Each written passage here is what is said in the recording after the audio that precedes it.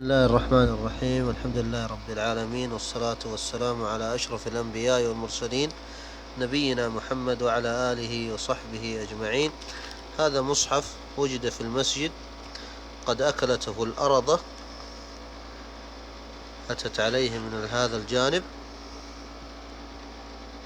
لكن العجيب في هذا المصحف أنها لم تتعرض ولا لحرف من كلام الله.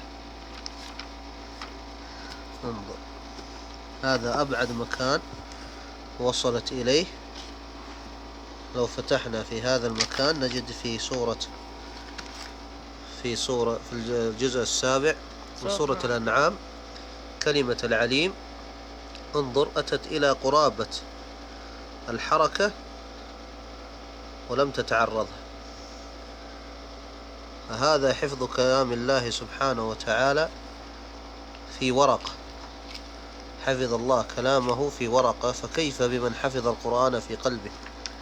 أسأل الله أن لا يحرمنا فضل هذا القرآن، واجعلنا ممن يتلوه آناء الليل وأطراف النهار على الوجه الذي يرضيه عنا، إنه ولي ذلك والقادر عليه.